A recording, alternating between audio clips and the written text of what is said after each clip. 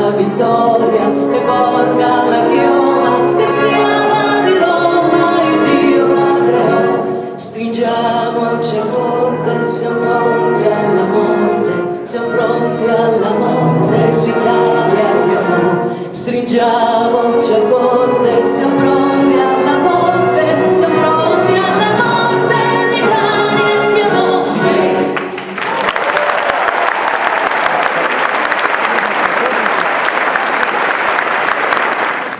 This year marks the 150th anniversary of the Italian unification.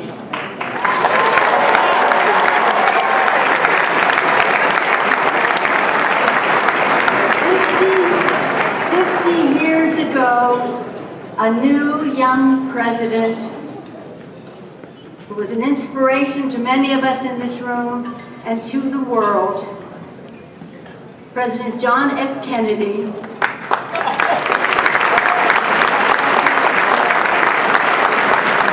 in one of his earliest speeches, he marked the 100th anniversary of the unification of Italy.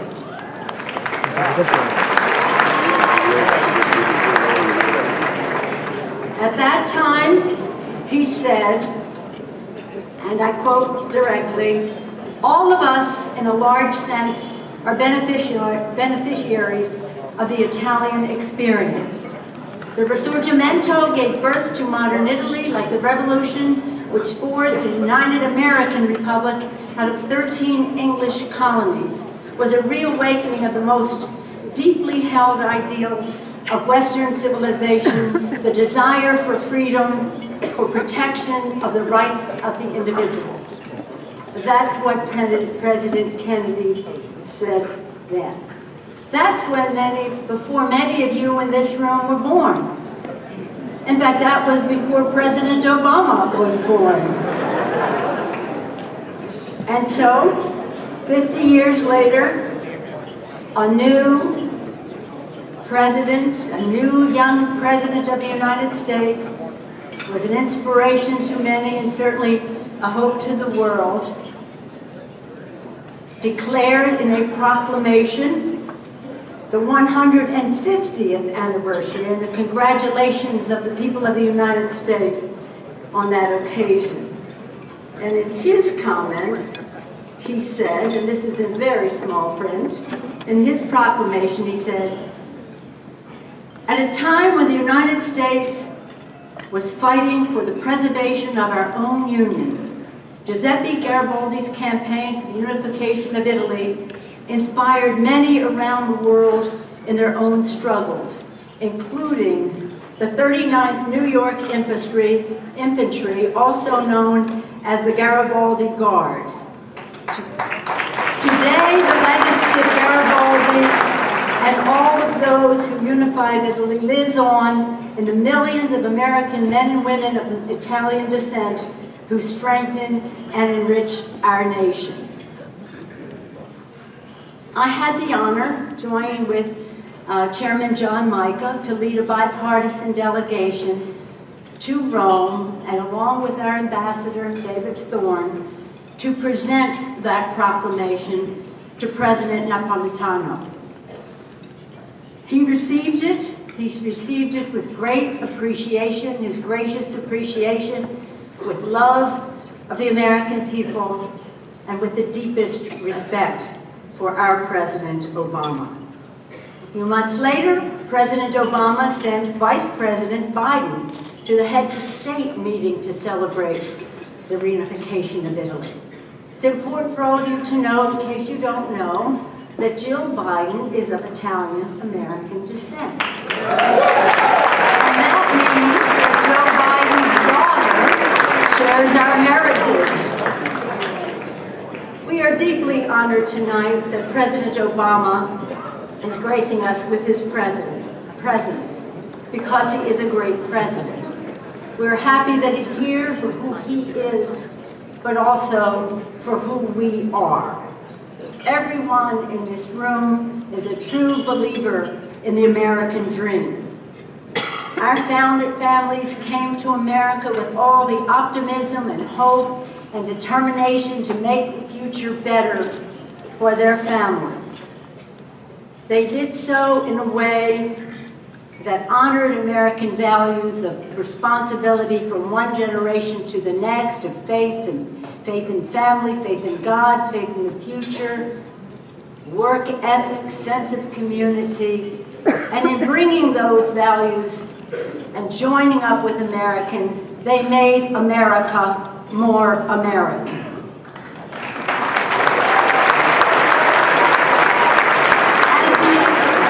As Father said in his beautiful invocation, and I say we're believers in the American dream, we're leaders in cultivating the mind through education and the arts, healing the body and reaching new horizons through medicine and science, building America's infrastructure, building our economy, in doing so including entertainment and sports, and aren't we proud of Tony La Russa tonight?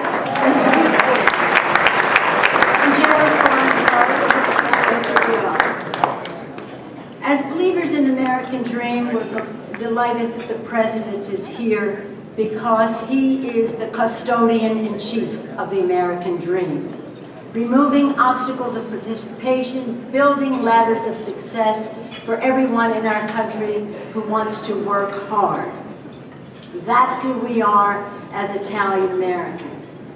We are so proud of our heritage, and at the same time, we are deeply patriotic.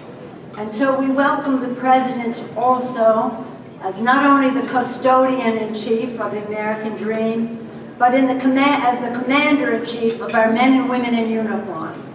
And as patriots, we thank him for including so many Italian Americans in his administration.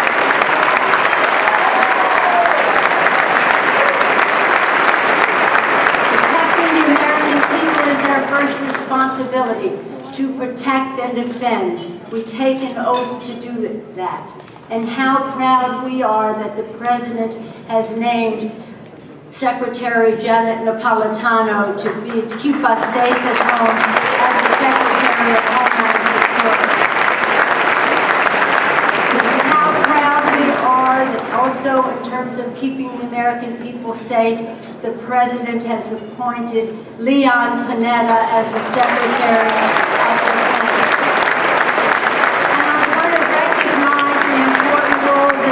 Secretary Panetta played under the leadership of President Obama in the apprehension of Osama bin Laden.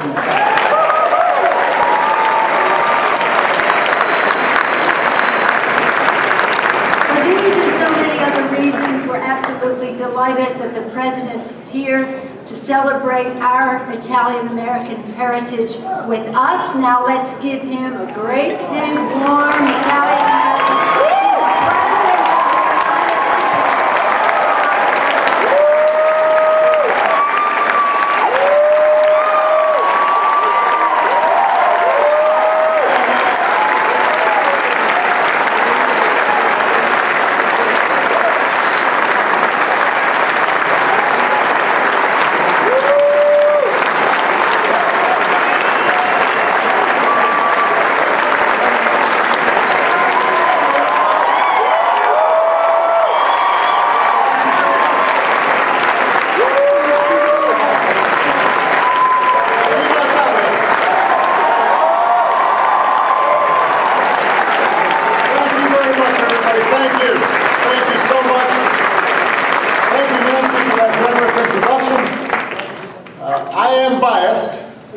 But I think Nancy was one of the best speakers of the House this country ever had.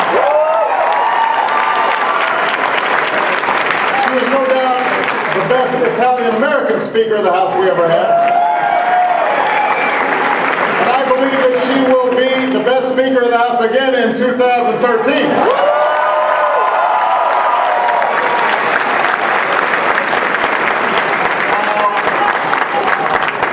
I was just out passing out Halloween candy for the kids who are coming to the White House. But now that Malia and Sasha are with their friends, they do not notice that I'm gone. They're now getting to that age, they don't care. They're pleased that I didn't embarrass them too much during the brief time I was with them. So I am honored to be here to celebrate National Italian American Heritage Month and to commemorate the 150th anniversary of Italian unification.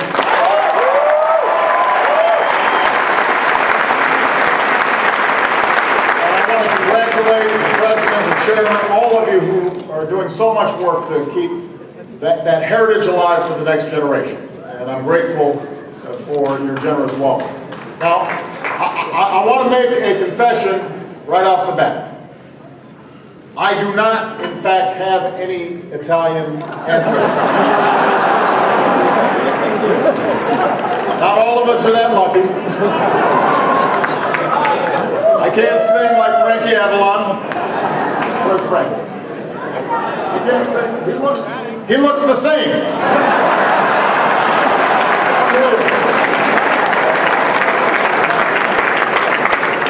I can't cook as well as any of your grandmothers. Michelle won't let me have seconds or thirds anymore. So all I've got to offer is a last name that ends in a vowel.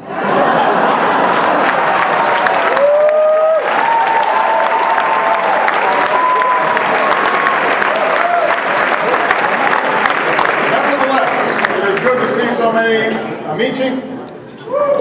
I see many proud sons and daughters of the old country. I see a couple of dozen proud Italian-American members of Congress here tonight. Let me offer a special welcome to the guests who join us from Italy this evening, including Italy's ambassador to the United States, Ambassador Terzi. Thank you so much for your outstanding work.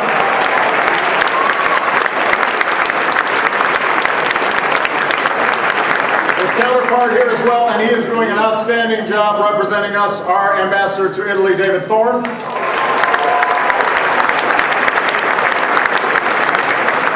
Italy is one of our strongest allies, a fellow founding member of NATO. We look forward to our work together with them, and we're going to be joining them next week at the G20 to just make a series of decisions that are going to be very important for the world economy. I've also made sure to keep close the advice of Italian Americans by asking some of them to serve in my cabinet. And as Nancy mentioned, we could not be prouder of Janet Napolitano, who is keeping us safe every single day.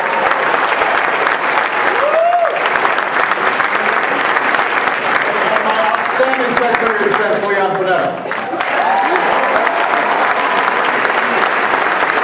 And as was mentioned, even though she's not here this evening, Jill Biden is proud to come from a long line of Giacopas. And so she sends her regards. Tonight, I think it's also important for us to honor the proud service of the countless Italian Americans who have fought for this country since our founding and who wear the uniform today. From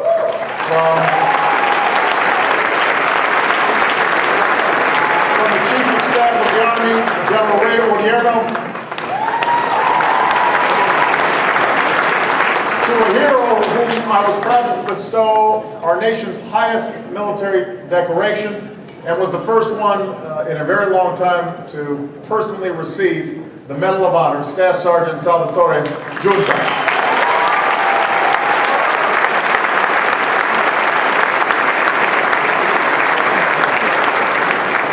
So in a sense, every American joins us in celebrating this anniversary of Italian unification. What would America be without the contributions of Italy and Italian Americans? What would we be without the daring voyages of Columbus and Verrazano and Vespucci? What would our science and technology be without not just Da Vinci and Galileo, but Fermi? What would movies and music be without the magic of Capra, Sinatra? or Sophia Loren, my favorite.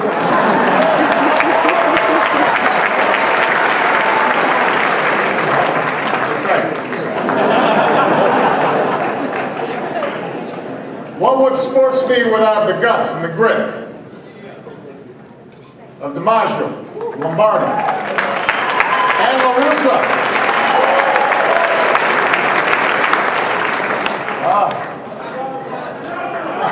Piazza.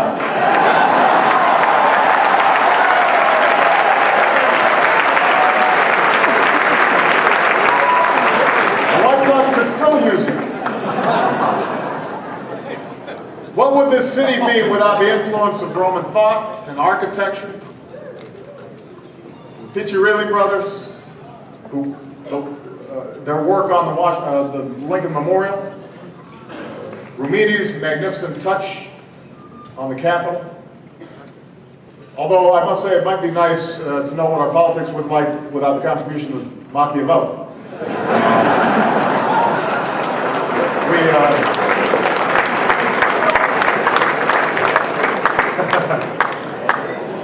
That's been internalized a little too much here in Washington.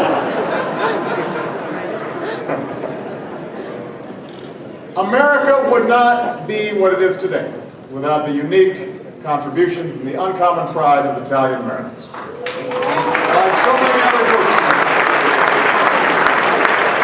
as Nancy said, like so many other groups, the Italians came to America in search of opportunity. They came with little. Very few were wealthy.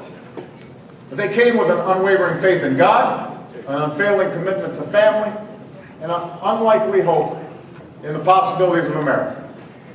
The belief that in this country, you could be prosperous, you could be free, you could think and talk and worship as you please. There's a place where you could make it if you tried. And it wasn't always easy. Italians weren't always welcome.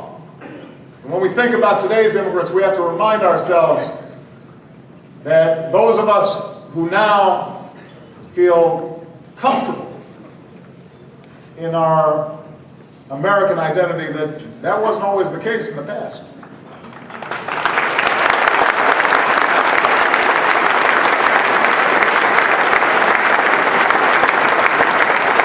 The opportunities our forebears hoped for wasn't always within reach right away, but they did not wait for anybody to hand it to them. They built new lives for themselves, and at the same time they ended up building an entire nation. They enriched our heritage and our culture with their own. They helped forge the very promise of this country, that success is possible if you're willing to work for it. And those efforts built a better America for all of us. Everybody in this room, just about, everybody has an ancestor or lots of ancestors who fit that story of transplanted roots that somehow grew in American soil, of families that struggled and sacrificed so that our families might know something better, of parents who said, maybe I can't speak English, but I'll make sure my child can speak English. They might teach English someday. I might not have an education. But I'm going to make sure my child has an education. I might perform backbreaking labor today, but someday my child can be a senator or a Supreme Court justice or a Speaker of the House or a Secretary of the Cabinet or a President of the United States.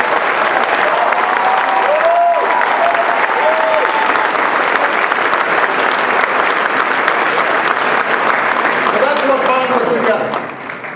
That is what has always made our country unique. We've always been and we will always be a nation of immigrants from all over the world. And out of many, somehow we're able to forge ourselves into one people. And this is the place where the highest hopes can be reached and the deepest and most sincere dreams can be made real. And that's the legacy our forebears left for us, and that's what we now have to leave to our children. These are tough times right now, and millions of Americans are hurting. Millions are without work, and those who have work are still all too often struggling to get by. And for many, the dream that brought so many Italian Americans to these shores feels like it's slipping away. So we've got work to do. But while these times are hard, we have to remind ourselves they're not as hard as those that earlier generations faced. And the legacy of their courage and their commitment and their determination and their generosity and their willingness to think about the next generation, we have to be just as passionate and just as selfless as they were to keep that dream alive and make sure our children inherit futures that are big and bright and that this country is as generous as it's always been. And that's what we have to commit to ourselves tonight. So on behalf of all Americans, I want to thank you for everything that the Italian-American community has done, everything that you've done to contribute to the chronicles and the character of the greatest nation on earth. Thank you so much. God bless you.